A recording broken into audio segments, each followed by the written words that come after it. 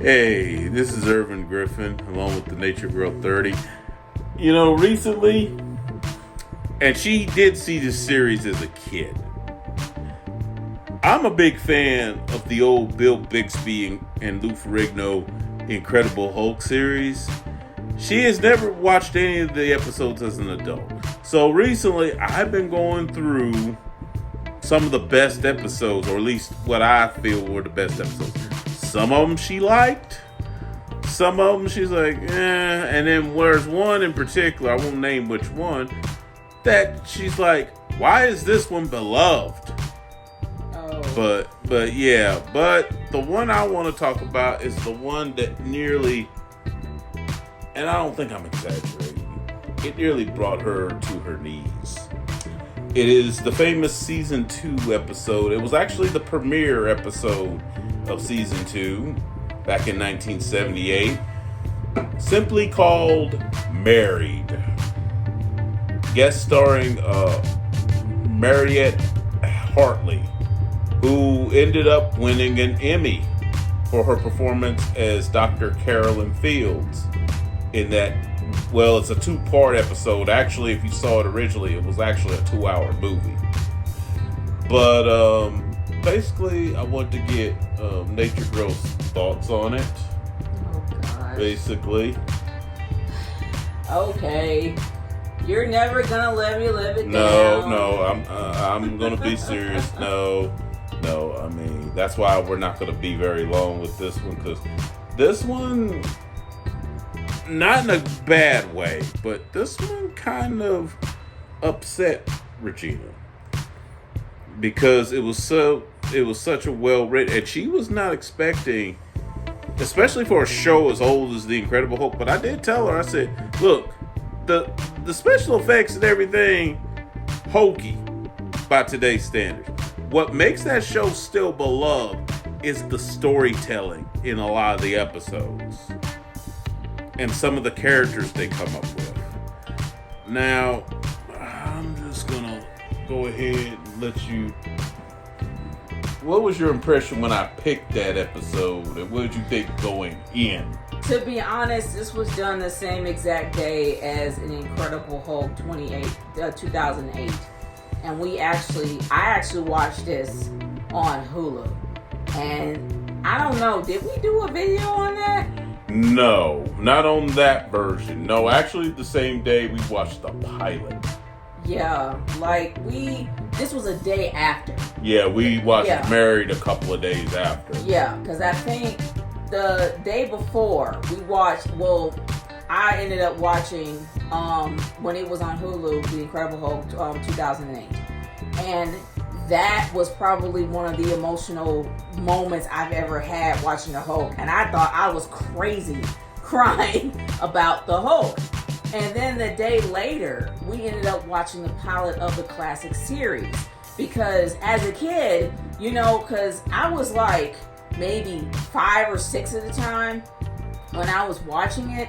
And all I cared about was the Hulk. All I cared about was the Hulk hulking out, turning green, throwing stuff, blowing things up. That's it. And he left. I didn't care anything about the story. But as an adult, going back and looking at it, I realized how dramatic and how heartfelt this show was. And I did not expect to literally cry watching the pilot. And it was probably the most heartbreaking moments that I've seen in my life. Starting off, I'm not going to lie, it was a bit of a drag. It kind of was to me. Because even though David Bruce Banner, his middle name is Bruce, the fact that he was a physician instead of him being a scientist was something different. But it seems like they add a lot of scientific elements in that. Like, he was more of a biologist than he was a physicist. I mean, not physicist, but I guess maybe a physical doctor. Maybe it was a physicist or something like that. But he actually, a physician. So he actually was a physician. And more of a physician there as well as a biologist, but he kind of mixed the two. But his tragedy about his wife and how his wife died, this is something that actually has been documented as true in a lot of scientific books and a lot of scientific theories, as well as narratives that I've read over like the past 10 years. there are a lot of people that have documented that they've had some ridiculous amount of strength when it came to a very stressful moment. Whether you see a loved one about to die, sometimes there have been people who have actually did testimonies on them being able to lift cars and get their children out of a car. The fact that they use that narrative, that was really done a lot around that time. Because I remember seeing a lot of news stories on CBS about a huge amount of feats of strength coming from women who are like $1.25 who are able to get their son or their child out of a burning car. This was something that was documented on the news. So the fact that you see the Incredible Hulk kind of playing off on that was a very interesting element. But seeing how he went about doing it, he was incredibly careless. But for someone who was overzealous about not only his knowledge about what he was learning and what he needed to do, and him trying to get those feats of strength so he'll be able to not be in that position again, he kind of lost his way. But towards the end, when he actually became the Hulk, was incredibly heartbreaking. It just wasn't something that you would celebrate. You would celebrate that as a kid, but seeing the overall story, your heart would be broken because this guy lost everything to become the Hulk. And then he was cursed with having it, and he couldn't get rid of it. He ended up losing the one woman that he didn't know that loved him, even though that you kind of knew that they had feelings for each other, even though his wife was no longer there. He ended up he never found out how they truly felt because when he was a Hulk, he couldn't hear her. And when she was kind of staring at him when he was a Hulk, she was like, David, I have loved you. I've always loved you. And I think I forgot what else she said after that. But the fact that she confessed her love to him and he was a Hulk, David didn't know because he was a Hulk. He didn't hear her. And when I heard that just broke my heart. Because I'm like, man, he would never know. Yeah, because she told him that it's the Hulk. And then when it came to the mock funeral, which the only real body was Dr. Elena Marks, that was the name of the character in the pilot, I was like, Regina, the fact that McGee's now trying to track this creature and it's going to be following him through the series, that's not the bad part. Keep watching. And then he gets to the grave. And then he goes, I love you, Elena. I think you did love me too, even though you never said it. And she made the biggest, saddest face. And I'm not trying to make fun of her. I'm serious. Like secretly, he kind of is, maybe a tad. Yeah, but I thought I was gonna have to get her a tissue for real. Oh, I was a mess. Yeah, I was a hot mess. Because I was like, that's the tragedy. She did confess it, but she confessed it when he was the Hulk. And unfortunately, when he's the Hulk, he does not retain memories of what he does. Yeah. But what he hears is the Hulk, unfortunately. I was definitely wiping my tears away. And I just couldn't stop crying at that moment. But it wasn't as bad as Married. Married was very bad for me. Very emotionally bad. It was a well-told story. Do I honestly think that the individuals involved in it moved way too quickly? Yeah. But in the end, she was done. So even though she was a world-renowned psychologist, she couldn't save herself from her own illness. So the fact that she found out that Bruce was the Hulk, and the Hulk had an incredible healing factor, she wanted to use his blood and synthesize it so she can actually have that healing factor save her. Because before she was trying to use hypnosis to save herself, but it just metastasized the problem. So just when they got the cure, just when they were able to get samples from the Hulk, because they did all types of hypnosis to teach David, how to control the Hulk for her to get a sample. When they finally got it, it was a hurricane where they were in Hawaii. A hurricane came out of nowhere. And for her, when she does go through these spells, when her illness messes with her brain, to where that her sensory, her motor functions, everything goes nuts. She has seizures. She just ran off, got out of the car because it was just, everything was so loud, to where she just couldn't take it anymore, and then she just died. But before that, they did get married. They ended up falling in love with each other, even though it was a brief moment. But when she found out that she was dying, she went to YOLO mode. But what really broke my heart was what the kid said towards the very end. If you love somebody so much, and even though they're dead, they'll never be gone, or something like that. When he said that, that's what broke me. Because that is exactly what I said after my mom died.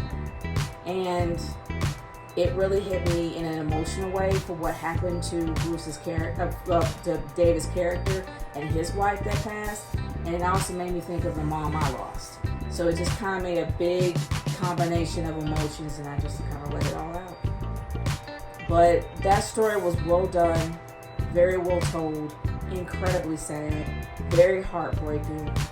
And I kind of wish that they had a good ending, or at least a happy ending towards the beginning that you had somebody to go home to. But that didn't happen, and it was just heartbreaking for me. Yeah, I mean, Married is one of those episodes. I can watch most of the episodes of The Incredible Hulk all day, every day. Married, and there's one of her that I have not shown her yet, that I'm kind of waiting for the right day to. But Married is that episode. I have to be in a certain mood to look at that. Much like Logan from the X-Men movies. I have to be in a certain mood to watch that. Because it's such a great film, but it's so sad. Yeah. That, oof. Like, I ain't gonna lie.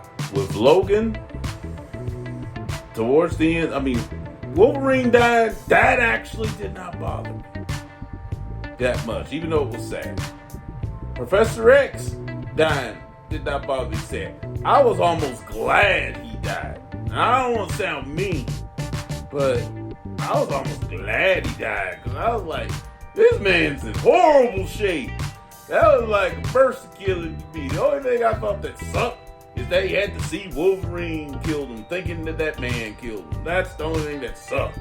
When it was the Clone X-24. That's the only thing I thought that sucked. But other than that, I was glad he died. I was like, yeah, put that man out of his misery. He's in terrible shape. Terrible. I was so sad. I was glad when he was killed. I know a lot of people was like, oh, that's so sad, Professor X. I was like, no, I was happy when he was killed, because he was in terrible shape. Now, Wolverine, I kind of expected it, so it didn't bother me. But then when he was dying, and X-23, for all intents and purposes, his daughter was sitting there crying, and then he whispers to her, like, don't be what they made you. I was like, oh man, he's being a dad as he's dying.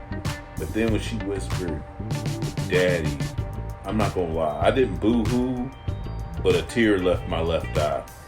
Yeah. I remember it to that detail in the theater. And I remember listening, because sometimes I do, as I get older, eyesight's still pretty good and everything, but I do tend to sometimes try to use my other senses on things, and then I listen with my ears.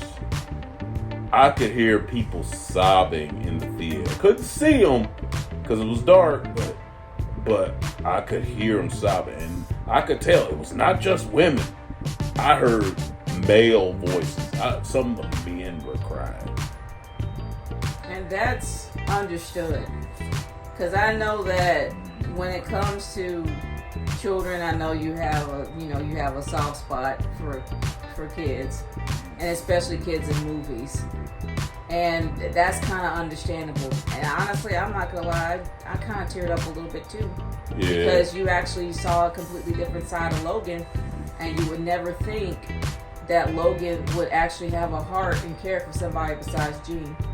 And this was actually an extension of him, and this was his daughter. So seeing that was kind of heartbreaking in a way. Yeah, seeing that, and then those little kids standing around. And the one that I kept noticing that I didn't realize when I first watched it, but I noticed it in a lot of reactions, especially with women, when they would see the little black kid, the little chubby black kid, holding the Wolverine toy in his classic blue and yellow outfit, they started crying. It's like, they were like, he's holding the Wolverine toy. It's like, oh, they looked up at him. I mean, and I didn't really, and it didn't hit me. I was like, oh man, they basically watched their hero die. Yeah. Die saving them though. But when it came to the whole, I'm not gonna lie. Yeah, circle back to married. Yeah. Every season, every episode is sad. The ending is just sad. But there are some that aren't as sad as others. But Married was the hardest episode I've ever watched.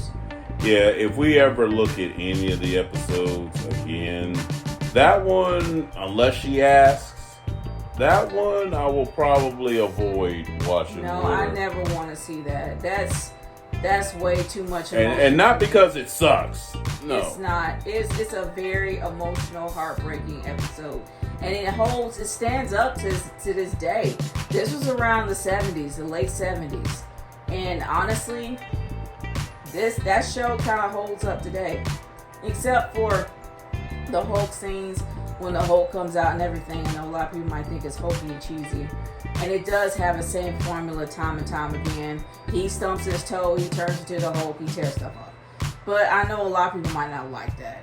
But when it comes to drama, you will definitely like the drama that comes out of the Hulk, of the Incredible Hulk. And that's why the Incredible Hulk lasted longer than Spider-Man around that time.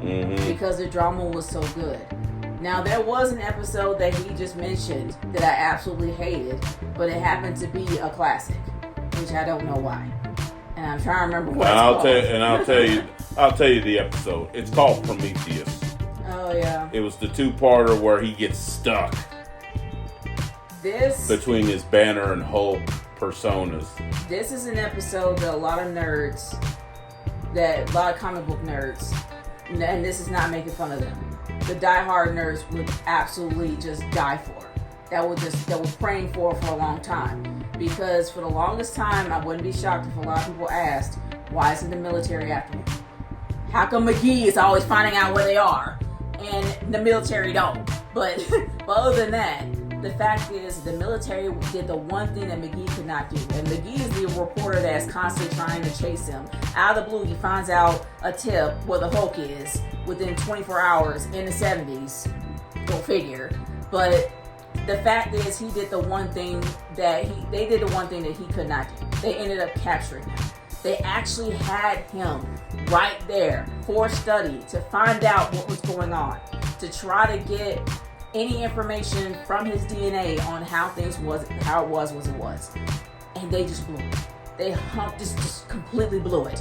But it just wasn't the scientist that pissed me off. It was the blind woman that really did annoy me. And I forgot her name because she's played by Lori Prang, and I forgot what her name was in the character. She was practically the most, and it's not because of the fact that she's blind. I'm gonna put it out there. It wasn't the fact that she was blind. It was the fact that they did not know how to write her properly. Just like how the 90s didn't know how to write gay characters, they did not know how to write a blind woman. This woman, not only did she fall in a river, almost drowning, taking David with her and nearly drowning all the way down, and he was able to pull her out. She showed how efficient she was around the house. She was able to cook for him, blind. By opening a can of soup, blind. Giving a towel to him, blind. She was not able to see because she ended up having retina damage in a car accident from a drunk driver. So she was actually able to take care of herself after 3 months of being blind. She was able to go around the house and help him and nurture him when she couldn't see. But then afterwards, she was helpless as a kitten throughout the entire picture. I don't know why they decided to make her helpless all of a sudden. And then she was able to pretty much tell her what to do and how to get there. Don't trust them. Oh no, they're going to take you away. and he listened to everything she said. They made her inept, then they made her capable of doing things, then they made her inept again, and I'm like, okay, what are you gonna do? Like, what is her character? Why is she feeble or is she efficient? Which one? Pick one, anyone, I don't care. But she was incredibly annoying, and she was like a rag doll the entire episode. Hulk had to literally carry her around like she was a Barbie doll with no feet. She was always fainting all the time. She got on my nerves. And this was the absolute episode where I hated McGee, but I liked McGee because he was the only guy in this entire series that had some damn sense. He knew the Hulk like backwards and sideways because he's been chasing him for 3 years. He even met the guy. Don't know his name yet, but met the guy, knew how he worked. But you would think a scientist that has a scientific mind to figure stuff out, if you knew that somebody has more information than you, then you would probably listen to them and how things are supposed to be done. To where the scientist could have found out what was causing this problem, what was causing him to be caught in between being the Hulk and being human, and how he was able to be the Hulk in the first place. They could have done research, they could have found out how he was going to be the Hulk, and they could have tamed, they probably wouldn't be able to destroy the Hulk, but they were able to at least suppress it, or do something to make the character go along, to make him get to his goal. They could have done that. What did they do? They act like the military. They came out with guns. They shot the Hulk got mad again. Then he started blowing stuff up. Then he blew up the whole damn island. I'm just like, really? Really? Why is this beloved? This is the most annoying piece of crap I've ever watched in my life. The blind woman drove me nuts because they did not know how to write for her.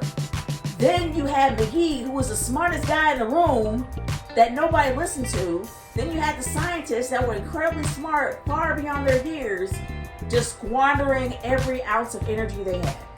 They had a facility that was able to literally diagnose or break down his DNA and find out what he was to create a cure or suppress it. But they just didn't utilize that. Then he ended up turning into the Hulk, getting scared, the Hulk runs off, then David becomes human again when he's away from that, and this is all done by a meteorite that comes down that's full of gamma rays, because it had to be gamma rays, and then he ends up leaving the meteorite, turning back into David, and then moving on. I'm like, you could have used this as a turning point in his character that lead towards a cure. You could have at least suppressed the Hulk and see how he was able to handle being human without the Hulk and his super strength. And also, it would have been a huge crossroads for McGee. And honestly, as much as I hate that character, McGee, the most human he ever was in the episode when he actually had a female boss. And when proof positive. That was probably the episode where he was the most human. But here, he was desperate to get the evidence he needed to prove that he wasn't crazy. Prometheus recorded the transformation. They recorded who the guy was that actually transformed. They actually captured the creature. They could have done everything, worked with McGee to get the information out there, but kept them anonymous, as well as the name of the person that transformed. They could have at least proved that the Hulk exists. They would have proved that McGee wasn't crazy, and McGee could have been able to move on. They could have done that to get rid of the character altogether, because all McGee wanted to do was to leave the register. And he wanted to be able to get the information he needed to move on. And they could have done that. And she got that from another two-parter that is also legendary, but at the same time, I mean, she thought it was just okay, called Mystery Man. Yeah. Because there is a part in Mystery Man where David, under a mask, because his face is bandaged, actually asked McGee, why do you want the Hulk so bad? But then also, David lost his memory for the first half, for the first parter. He actually lost his memory in an accident they had with a woman that he was driving in the car with that was kind of crazy. She drove off the road. She survived. We never saw her again. But he ended up getting amnesia to where he didn't remember anything about McGee or even who his name was and him becoming the Hulk. He just became the Hulk because it was just a reflex. But he actually befriended McGee, and McGee kind of befriended him. And that would have created an awesome dynamic if he would have found out who he was. And the fact that, this is the one thing that puzzles me, McGee knew what Banner looked like. He knew who David Banner was. He knew who he looked like. And he actually went to the lab where Banner worked. So I'm just like, how come you couldn't recognize this as David Banner? And he's seen his face before, and I'm just like, not to mention heard his voice. You've heard his voice. You've seen his face before. You know who David Banner is and what he looks like. How come you couldn't be like, no way, you're supposed to be dead? How come that just was never mentioned at all throughout the whole series? McGee was incredibly clueless. I never got it at all. And that was an episode, Prometheus was an episode where it could have created closure for McGee's character, and he could have just moved on. But they didn't do that. I don't know why they didn't. Maybe they got greedy. Yeah. But, not all episodes ended badly or sadly. There was 2 that brought a smile to her face. One was called Another Path, featuring an Asian actor who's no longer with us, named Mako. Yeah. That Regina loved, as Lee Sung. Lee Sung was the most and honestly, I think that blind woman needed to take tips from Lee Sung. Because Lee Sung was also blind, but he was born blind. But he actually had a huge, incredible amount of perception on who people are without seeing them. He knew that David had something inside of him, he just didn't know what it was. He knew it was a big monster, he just didn't know what it was, but he knew there was something in him that needed to be controlled. He had an overwhelming sense of peace in him, regardless of what he has gone through in his life. He had an overwhelming sense of peace. He was willing to teach David everything he knew about meditation, which in my opinion is what the 2008 movie did right. Because what did we see at the beginning of the film? We saw Bruce Banner meditating and trying to keep his blood pressure down. And I wish that David took all that to heart, because majority of that episode he just sat there and watched. He did nothing the whole time. Which, honestly, the director of the 2008 Incredible Hulk, he was a huge fan of the TV show. And I think the way he made that film, he took a lot of his ideas from that show. Yeah. And I think that 2008 movie did it right, where the series went wrong. And unfortunately, even though that Stan Lee was over a lot of the creative rights of the Hulk, I honestly don't think he had as much power as we thought he did. Because there would have been a lot of things that Stan Lee would have put in and would have allowed to try to go through if it wasn't for the networks. The networks was trying to make it into a drama. They weren't trying to get kids. They were trying to get adults, probably housewives, to watch this show. Because around the time in the 80s, we all know that soaps were incredibly popular. And they tried to get the female audience to watch this show. They didn't care about the kids, they cared about the adults. And it's a given after watching it now as an adult. So even though Stan Lee wanted a lot more into it to make it more of a comic book series, they wanted a drama. And that's kind of where it failed and where it succeeded at the same time. Yeah, and honestly, when it came to the Hulk, there was one more, and I'm gonna wrap this up because the phone's getting low on power. But another one that made you kind of laugh was called Like a Brother, which I affectionately call Hulk in the Hood, because essentially, yes, the Incredible Hulk ends up in a black neighborhood in this episode. Yep. And you thought, and for anybody that says that black people can't be racist, that episode proves you different. I'm just saying. It kind of does. But the personality of David Banner, in my humble opinion, is a lot more charismatic as Bruce. And he's able to befriend anybody that hates him. And he even befriended everybody at the car wash. Even the people who consider him an enemy because he was white. But everyone there, he even befriended somebody to where they brought him home got him some food. He ended up meeting his little brother who happened to be a diabetic. And then they brought in, of course, they had to have a pimp gangster. Yeah, and they brought in two beloved actors. One of them, unfortunately, is no longer with us. They brought in Tony Burton, who you might remember best as from the Rocky series as Apollo Creed's trainer, Duke. Of course, later he became Rocky's trainer for the fight with Ivan Drago and his retirement match with Mason the Lion Dixon. Terrible nickname, by the way.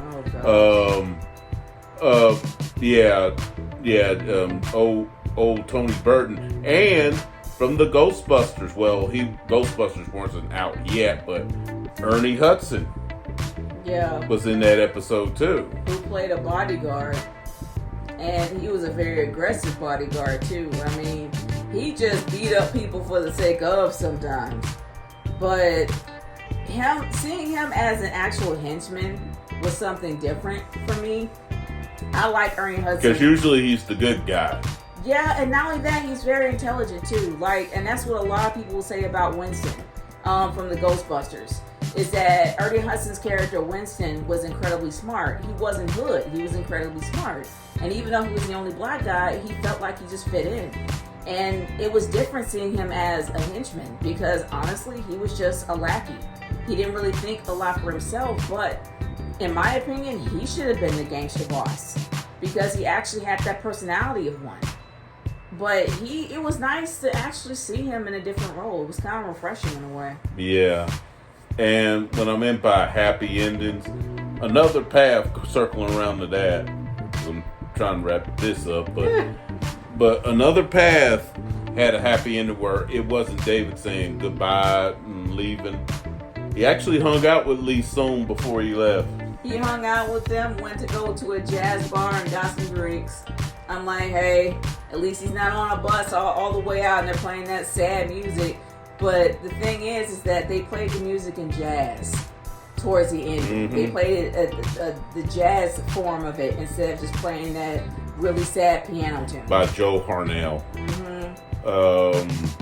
Yeah, that and and a terrible episode called Never Give a Trucker an Even Break. Which the episode itself was terrible, but the ending was kind of a little upbeat. And it kind of shows, and you could see this, if you ever watched the 70s Spider-Man, it was pretty much the same thing with Peter Parker.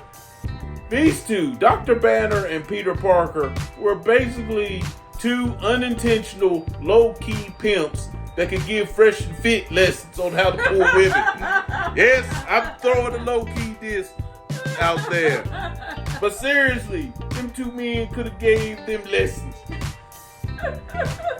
Yeah, they didn't really have to try. Bruce Banner was able to pull a wife without even trying. He pulled 2 wives, unfortunately deceased. But he had everybody having a crush on him and wanting him to stick around because he just had that personality that just drew you to him. But you also felt bad because of how isolated he was. And before he completely ends this, we gotta talk about Homecoming. Oh, yeah. We gotta talk about that episode when we finally met his family. And that was the one thing that I always wondered. What happened to David's parents? And we found out what happened to his mom. Unfortunately, his mom was deceased. I think she probably had cancer or some type of disease. Mm-hmm. But his dad was alive. He had a lot of strain with his dad. And seeing how his dad found out that he was still alive, and he found out he was the Hulk, that scene right there, when the Hulk had tears in his eyes because he didn't want to leave, and his dad was like, "Go, you're gonna be seen," and he's like, "Yeah," and then he just had tears coming down his eyes. That, honestly, that almost got me. I was like tearing up a little bit because that was a scene that made me happy that he finally saw his dad.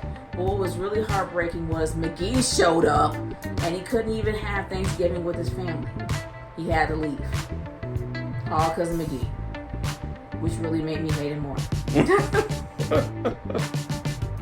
Yeah, you should see her whenever she's like, McGee, how is he finding? Yeah, I'm like, how? How are you finding where he is in the 70s? There was no technology like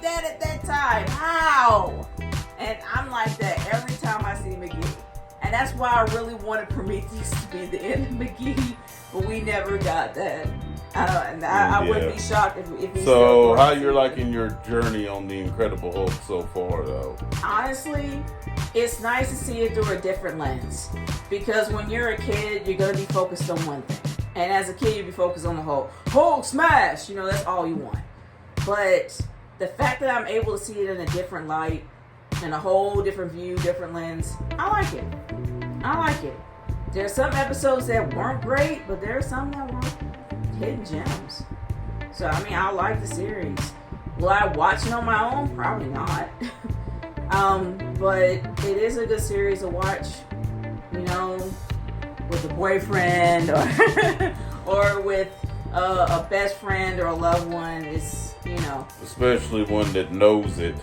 Yeah, that knows a lot about anything Marvel. It's really good to watch it with them.